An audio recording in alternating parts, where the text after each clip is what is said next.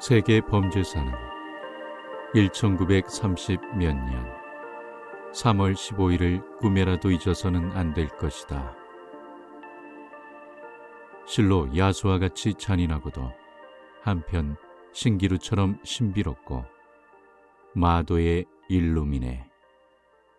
숀처럼 호화로운 이 죄악의 실마리는 그날 밤 저 세계적 무용가 공작 부인의 생일날 밤부터 시작되었다.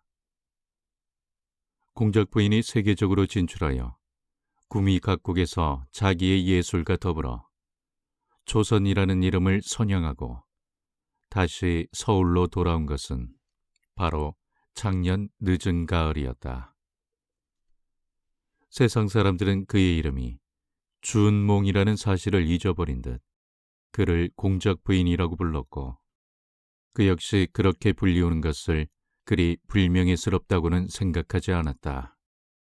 사람들이 전하는 바에 의하면 공작 부인은 벌써 30고기를 넘었다고도 하고 아직 22, 3세밖에 안 되었다고도 하여 가히 추측할 길이 없었으나, 그의 파트너인 백용호 씨와 약혼한 채로 아직 결혼식을 거행하지 않았다는 사실로 미루어 보면 그가 아직 미혼의 처녀라는 것만은 명확한 사실이다. 그리고 공작 부인이라는 명칭은 그의 출세작 공작 부인으로부터 불리어지는 일종의 애칭이었다. 그처럼 준몽을 세계적 인물로 만들어준 그의 출세작 공작 부인이 상연된 것은 지금으로부터 4년 전 동경 희비야 음악당의 호화로운 스테이지에서였다. 퍼붓는 듯한 찬양의 소리, 앵콜에 앵콜을 거듭한 준몽의 인기는 그야말로 하늘을 찌를 듯 싶었다. 도하의 각 신문 기사는 반도의 무의 준몽을 세계적으로 선전하기를 아까워하지 않았다.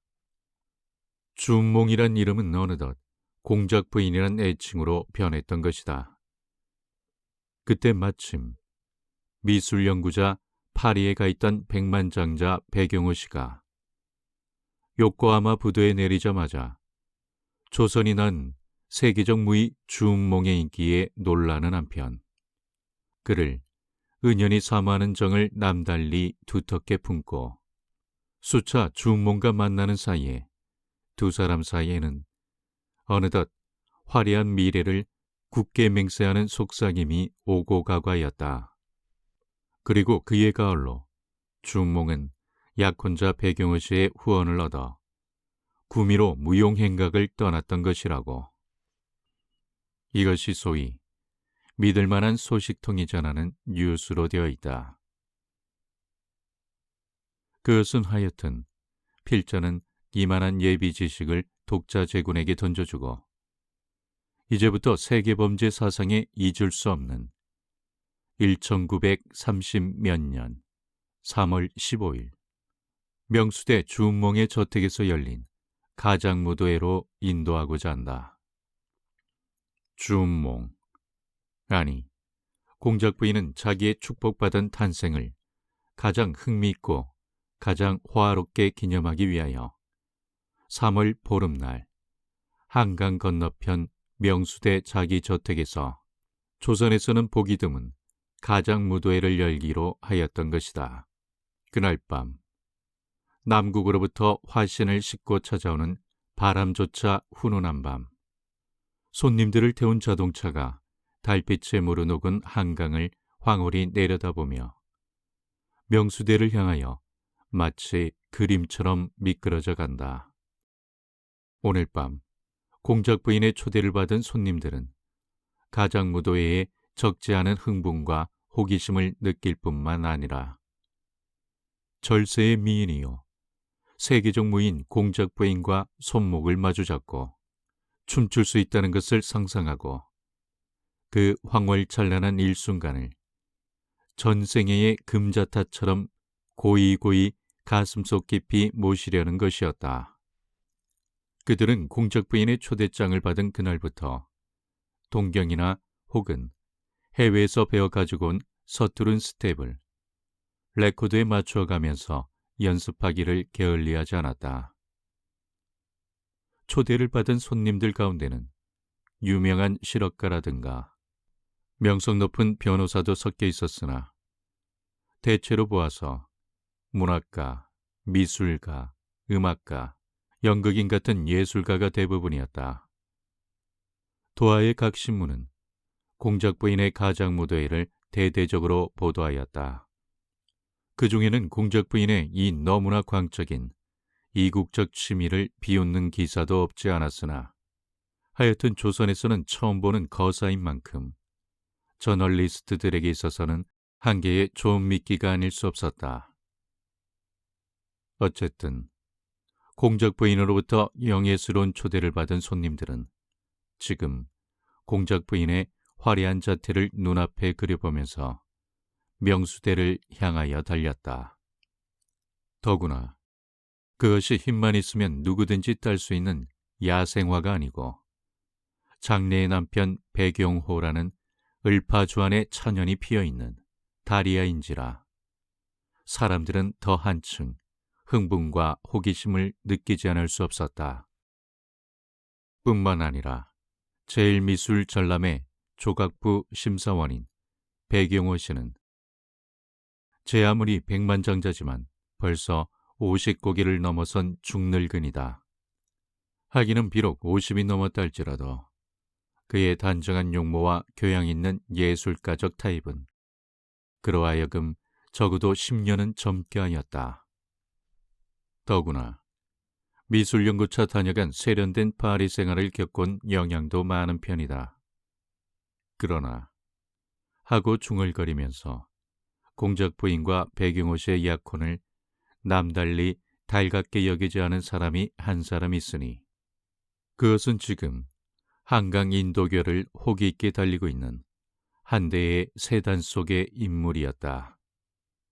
그 세단 속의 인물, 실크 해트에 택시도를 입고 흰 장갑을 낀 손에 흑칠의 단장을 들고 귀 밑에서부터 턱 아래까지 시커먼 수염을 곱게 기르고 게다가 검은 모노클, 외알 안경까지 낀 양은 마치 파리나 런던의 사교계에서 흔히 보는 교양 있는 신사다.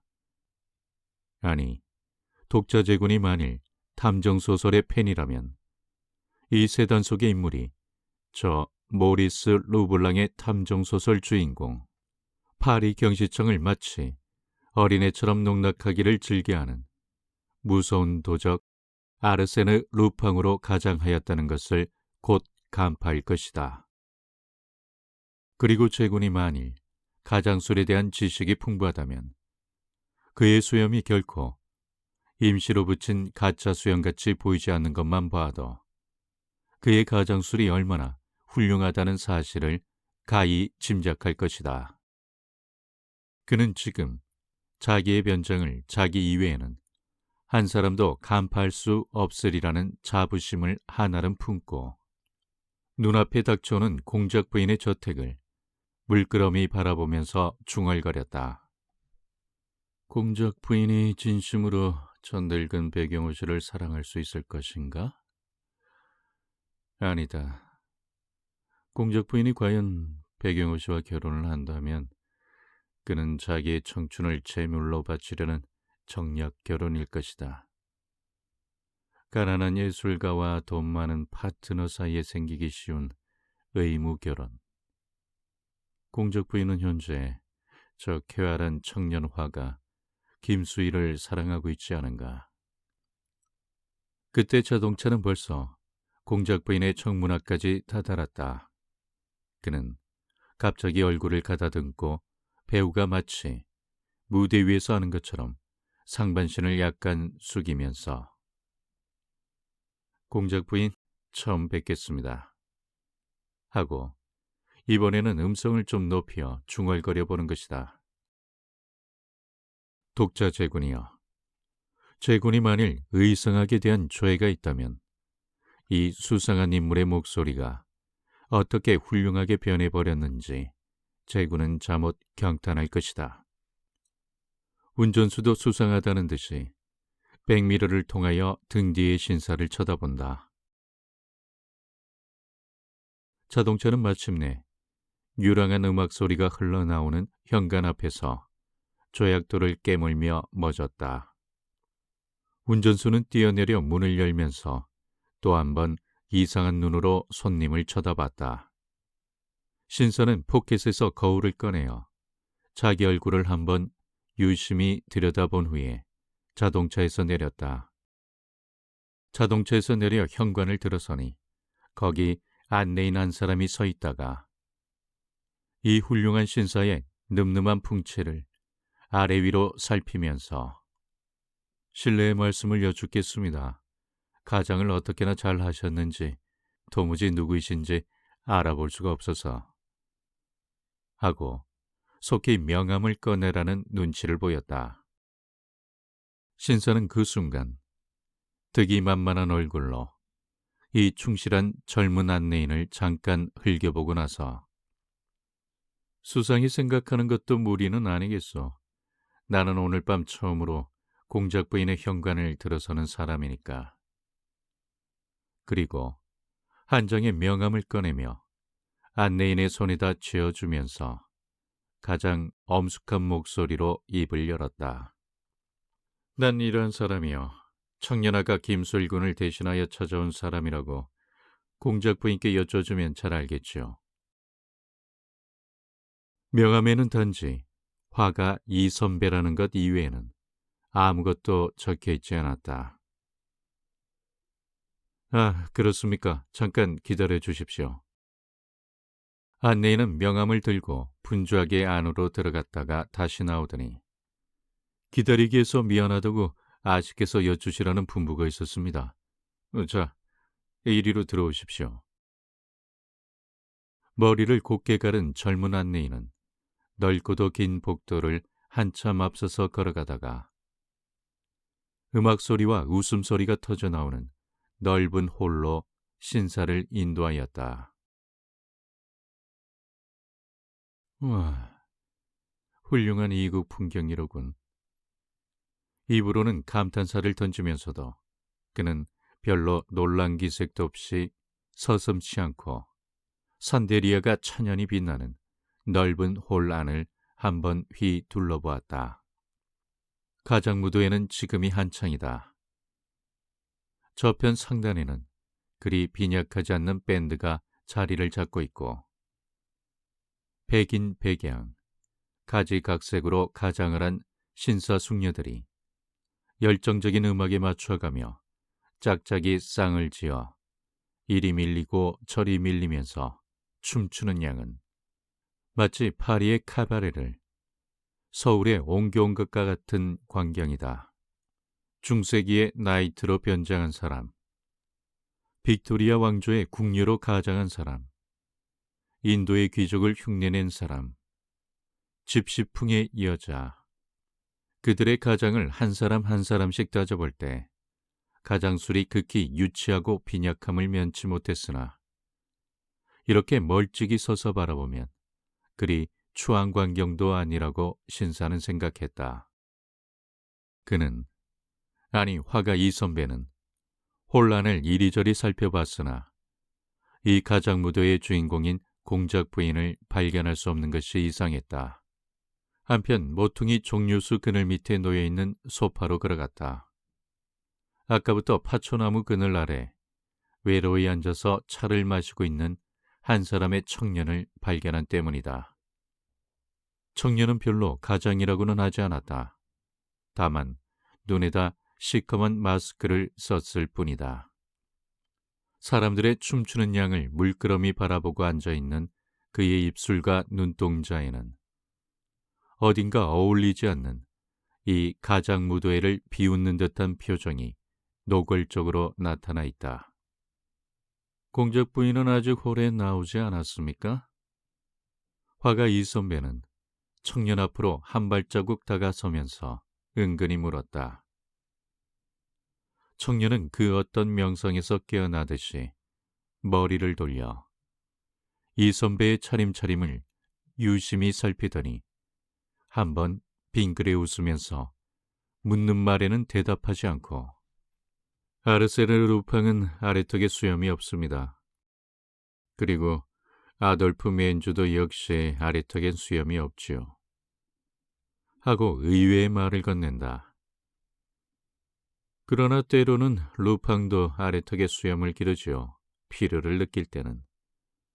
하고 대답하는 이 선배는 불문곡절하고 내쏘는 이 청년의 어투가 무척 마음에 든 모양이다. 청년은 역시 빙글빙글 웃으면서 필요를 느낄 때는 그렇죠. 루팡은 그 어떤 굉장한 범죄를 실행할 때는 백발 노인으로도 변장할 테니까요. 하여튼 훌륭한 가장수를 가지셨습니다. 오늘 밤 여기 모인 손님 중에서 당신의 가장술이 가장 으뜸일 것입니다. 자, 여기 앉으시죠. 전 이러한 사람입니다. 하고 청년은 명함을 꺼냈다. 이 선배는 잠깐 명함을 들여다보더니 아, 당신이 그 유명한 탐정소설가 백남수 씨? 이 선배는 적지 않게 흥미를 느끼는 모양으로 상대방을 다시 한번 쳐다봤다. 유명하다는 말씀은 빼시죠. 글쎄, 나의 가정을 루팡으로 보시는 것을 보니 저는 이 선배 그림 그리는 사람입니다. 이 선배도 명함을 꺼냈다. 이 선배 씨? 네, 이 선배. 이 선배. 그림에도 남달리 많은 취미를 가진 탐정소설가 백남수는 여태껏 이 선배라는 성명을 가진 화가를 모르는 모양이다. 그런 눈치를 알아차린 이 선배는 아직 백남수 씨처럼 유명한 이름을 가지지 못하여 대단히 미안합니다. 하고 큰 소리로 웃었다. 천만에요. 그런데 그림 그리시는 지는 벌써 오래되셨습니까? 한 2, 3일 됐죠? 2, 3일? 탐정소설가 백남수는 유머러스한 대답에 말문이 막혔다기보다도 오히려 유쾌하였다. 잘 알겠습니다. 그래, 2, 3일 동안에 어떤 그림을 그리셨습니까? 고양이를 그릴 셈으로 붓대를 들었었는데 그만 호랑이가 되고 말아서. 두 사람은 10년 친구를 만난 듯이 유쾌하게 웃었다. 그러나 백남수는 웃으면서도 마음으로는 머리를 기웃거렸다. 끝끝내 자기의 본명과 직업을 감추어두는 자칭 화가 이 선배의 정체가 무척 마음에 걸렸기 때문이다. 공적 부인은 아직 홀에 나오지 않았습니까? 이 선배는 말머리를 돌렸다. 아까 잠깐 나와서 한 차례 춤을 추고 도로 들어갔습니다. 아직 그의 피앙세 백영호 씨께서 등장을 안 하셔서. 백영호 씨? 자기 부친의 성명 3자를 함부로 입에 담는 습관을 우리는 아직 갖지 못한 줄 알았더니. 이 선배는 약간 놀란 모양이다. 그러나 백남수는 여전히 빙글빙글 웃고만 있다. 빙글빙글 웃고만 있다가 그는 이런 말을 하였다. 오늘 밤 이 가장무도에 출석한 손님들을 대개는 다 알아보겠는데 도무지 그의 정체를 알아볼 수 없는 손님이 꼭 2사람 있습니다. 하고 그는 손을 들어 저편 한 모퉁이를 가리켰다. 아, 저기 써 있는 서커스의 파리아치 말씀입니까? 네. 얼굴을 저렇게 그림 그리듯이 그려놓았으니 저게 대체 누군지. 가장도 저렇게 대담하게 하고 나서면 증오를 느낀다는 것보다도 도리어 애교가 있는걸? 저편 밴드 옆 한 구석에 우드현이 서서 사람들의 춤추는 양을 희죽희죽 웃으면서 바라보고 있는 이상한 인물. 저 공마단의 웃음 단지. 어릿광대에 복장을 한 인물이 바로 그 사람이다.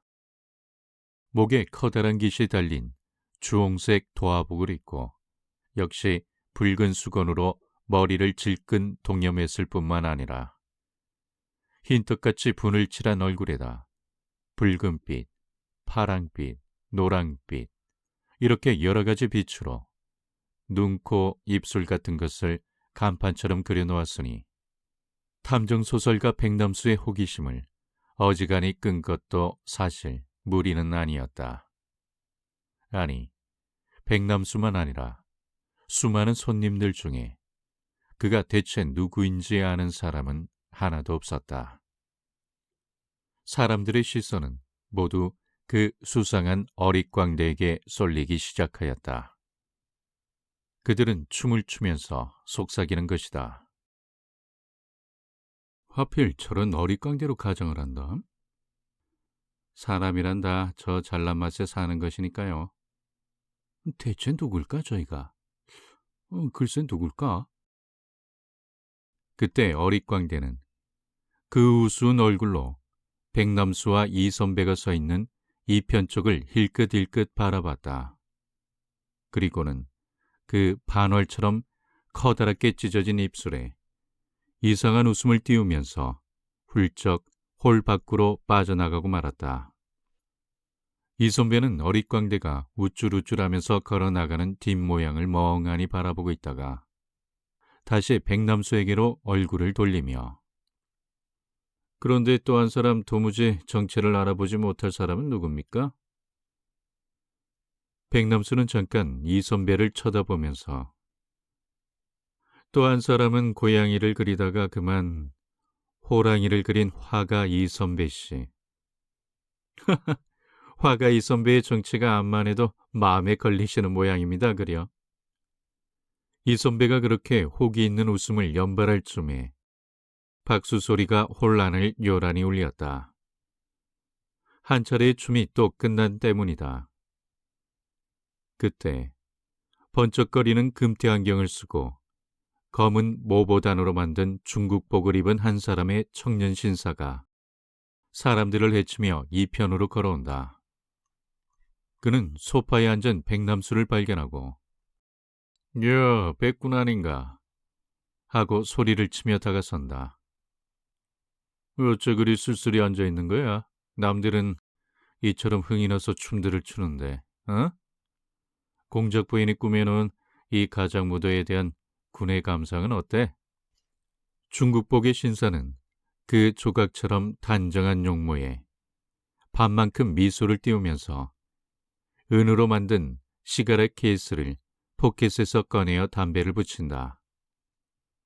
그러나 백남수는 한번 빙그레 웃고 나서 하여튼 군의 감상부터 먼저 드러나 보세. 보건대 무척 유쾌한 모양인데 요즘 도무지 웃을 줄을 모르던 군이 그처럼 즐거워하는 것을 보니 하고 의미 있는 눈으로 상대방을 쳐다보며 국제도시 상해에서 수입해온 춤인 만큼 훌륭한 걸 공작 부인을 제법 리드하는 걸 보니 그걸 봤나? 그러나 백 선생의 춤이야말로 본격적일걸. 혼바 파리의 사교장에서 가져온 만큼. 그런데 왜 백 선생이 아직 안 보이지? 정난 씨도 아직 안 보이고. 이 선배는 그 순간 이 중국복을 입은 청년 신사의 얼굴에서 웃음이 사라지고 그 어떤 온해의 빛이 알랄이 떠오르는 것을 보았다. 웃음이 사라진 청년의 얼굴. 그것은 마치 단한 그리샤 조각처럼 어여쁜 얼굴이다. 이 선배는 아직까지 그처럼 어여쁜 용모를 보지 못했다.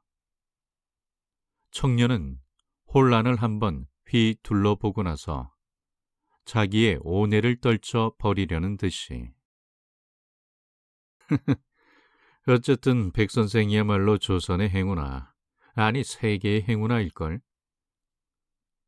55세의 늙으신 몸으로서 공작 부인의 사랑을 독차지했으니까. 백군, 그렇지 않은가? 그는 억지로 자기가 유쾌하다는 것을 상대방에게 보이려는 듯이 웃어 보이며 옆에 앉은 신사 모노클에다 실크 해트를 쓴 이 선배의 차림차림을 흥미있는 눈으로 내려다봤다.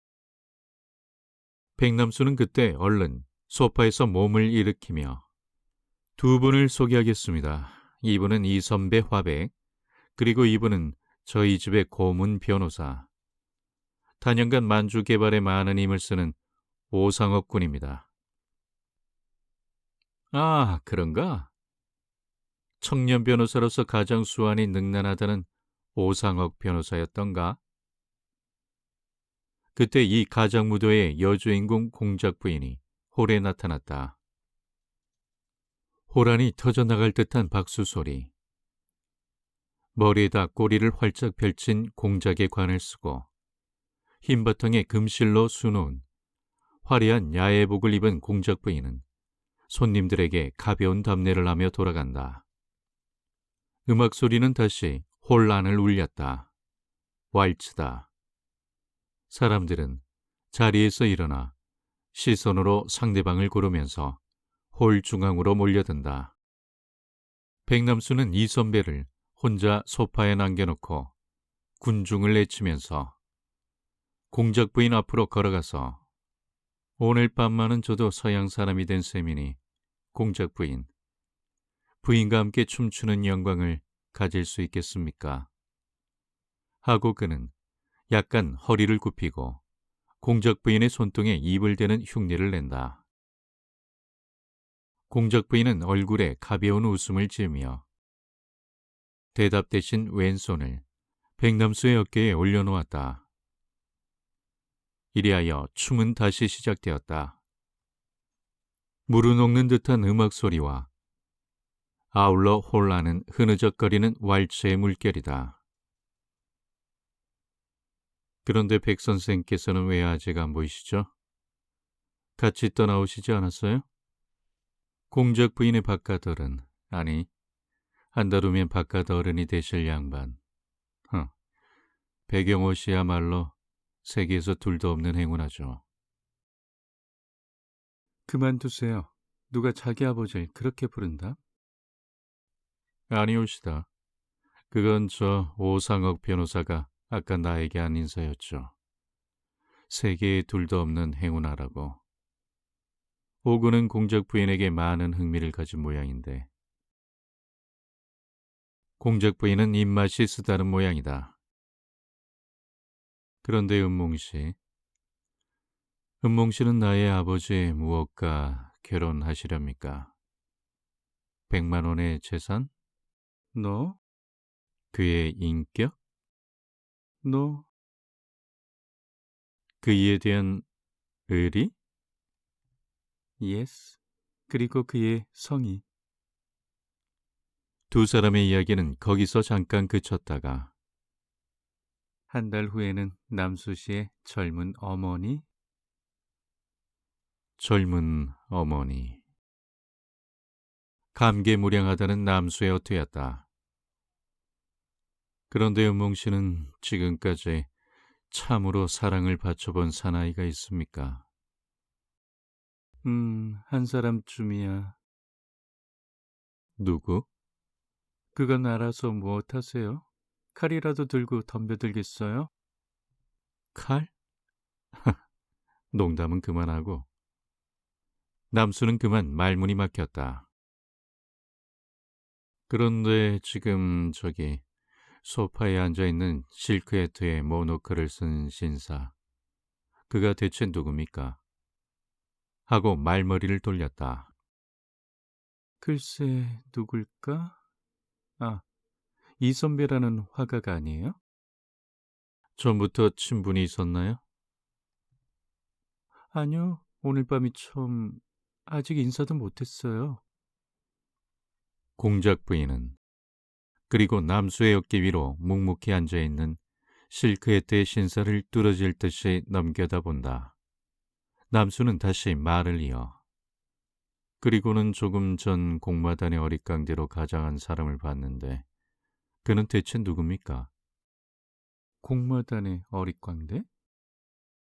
얼굴에다 흰떡 같은 분칠을 하고 우스워서 죽겠다는 듯 초생딸 같은 입이 찢어지도록 웃는 사람, 머리에는 주홍빛 수건을 쓰고.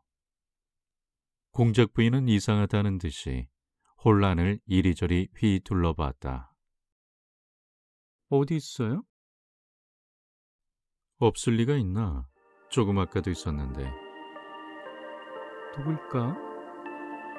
남수와 공작 부인이 혼란을 아무리 살펴봤으나 주홍빛 도화복으로 전신을 감추고 희죽희죽 웃고 서 있던 수상한 그림자는 도무지 보이지 않는다.